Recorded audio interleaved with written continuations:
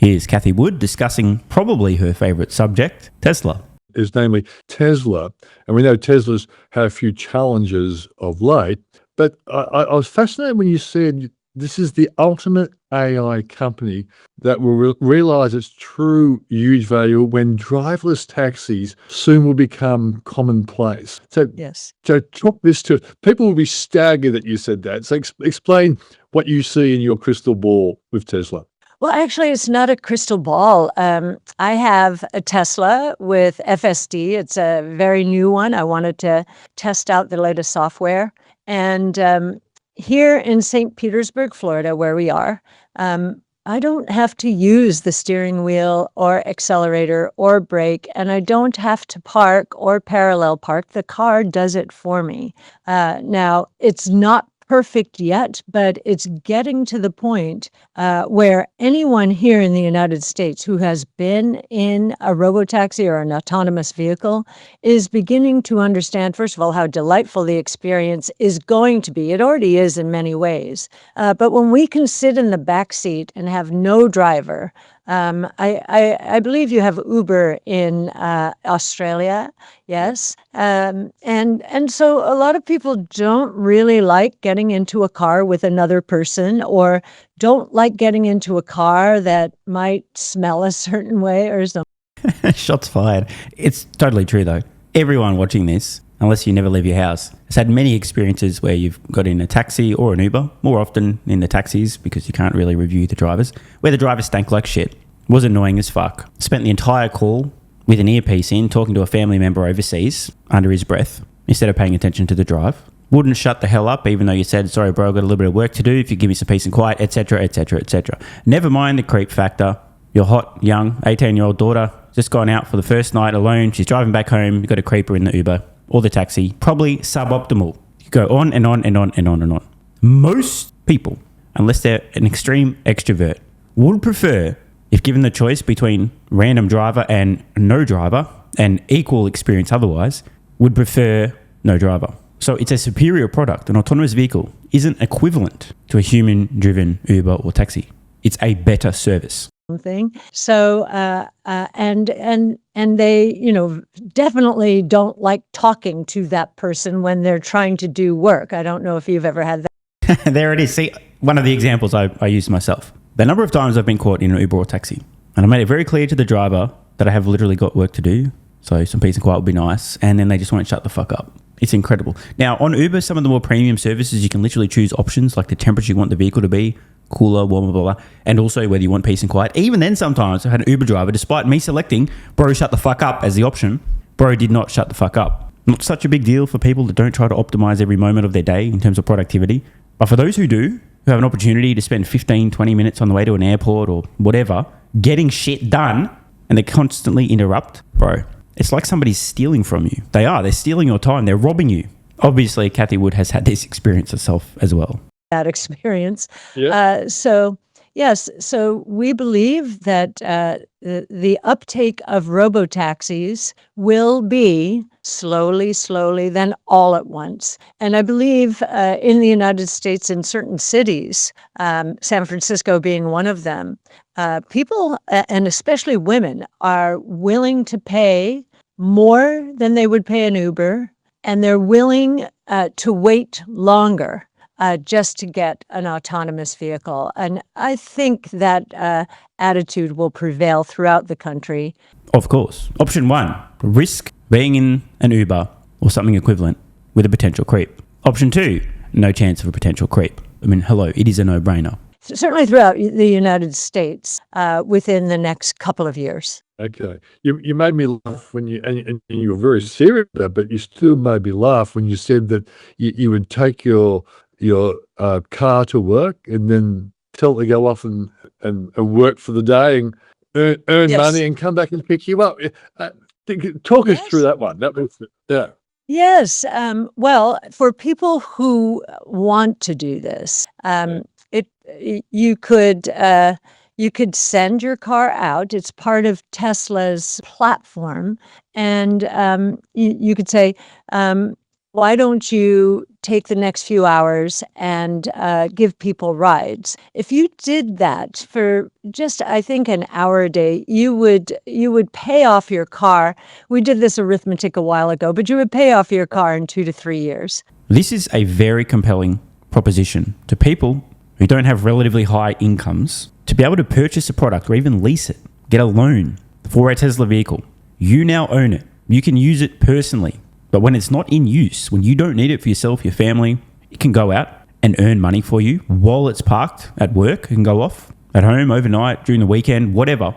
And it can more than pay for the cost of the loan or just outright the purchase. This becomes an incredibly compelling proposition. This will sell Tesla vehicles, lots of them. I still remember being a broke-ass student years ago, a couple of decades actually. If I had this option to finance a Tesla, have it go out and pay for itself and then some, and passively make me money, I would have been all the fuck over it. Instead of driving a beat up piece of shit, I could have a much safer vehicle that also produced ongoing recurring passive income for me. I would have loved this. Think about all the families today that can't afford a vehicle, or can't afford two vehicles, have to use public transportation, or just scraping by to make ends meet. Imagine being able to purchase a product that not only can pay for itself, but actually start making money on top, recurring income for you. I mean, this is going to be an absolute game changer. And we are so close to this becoming a reality. As Cathie's pointing out, barely needs to intervene in her vehicle.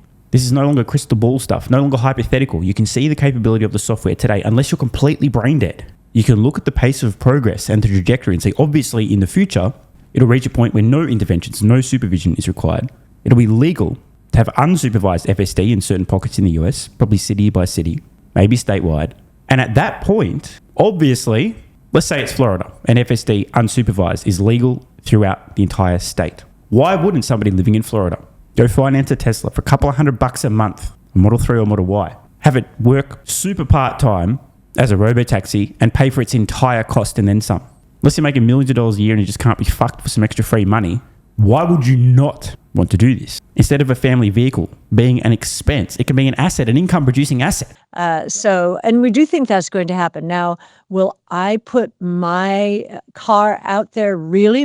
Of course not, because Cathie Wood is doing relatively well for herself, income and asset-wise, and therefore it's not worth the hassle. But for those especially in the lower half of median income and below, bro, this is going to be incredible. But let's expand the example further. Why the fuck wouldn't you get 2 Teslas or 3 if you got the garage space? Have a fleet of them, bringing you in a bit of recurring income. Obviously, there's going to be a tiny bit of work, a little bit of maintenance and upkeep, cleaning, whatever. This is like Airbnb for your vehicle. It's not completely passive. You know, you need to change the linen, do a bit of washing, blah, blah, blah. But generally speaking, almost entirely passive income. Free money. Would you like some free money for a small inconvenience, a little bit of hassle, a small amount of your time? The answer to this question for many families in the US is going to be yes. My new one, maybe my old one, but not my new one.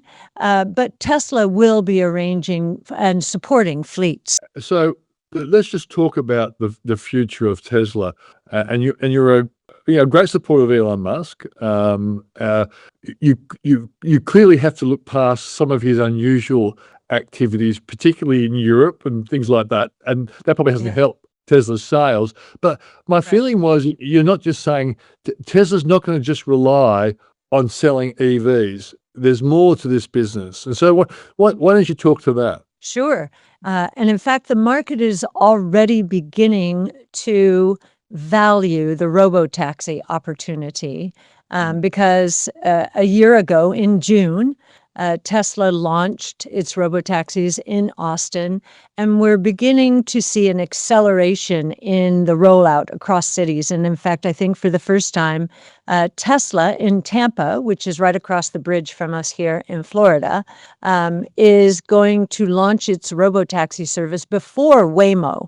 That's a first, and I think they're sending a strong message that we're going to see a lot more cities sooner than many analysts expect. According to our research, the robotaxi opportunity alone will account for 90% of Tesla's value in 5 years. Now, we are in print as a price with a price target at 2,600, but we've gotten a lot more data since that model was done, and we're preparing a new model which should come out, meaning a financial model, of course, which should come out in September.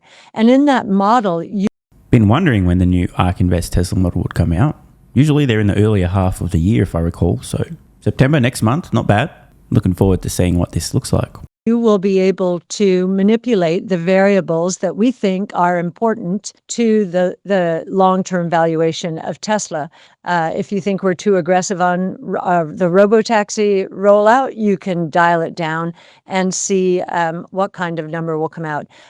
We think that even if you cut our expectations for Robotaxi in half, that Tesla would still deliver a very nice compound annual rate of return over the next 5 years. Naturally, I will be covering the new ARK model when it comes out in great detail. It's only a 5-year model, but Cathie would obviously, based on where it's at today, expects a very nice rate of return over the next 5 years. Even if you cut their estimates in half, if you can't wait for ARK's new 5-year Tesla valuation model, why not check out my new 20-year Tesla and SpaceX valuation model over on Patreon? The link below, or head to patreon.com/solvingthemoneyproblem. Just like ARK's model, I too have a bunch of adjustable numbers, dials. If you think it's too aggressive, you can tone it down. If it's too conservative, which it probably is, to be honest, I've tried to overcorrect from my past optimism, you can crank things up. Plus, it already has 4 baked in default scenarios. You've got the base case, which I've tried to make as conservative and lowball as possible, just to, again, compensate for my past optimism bias.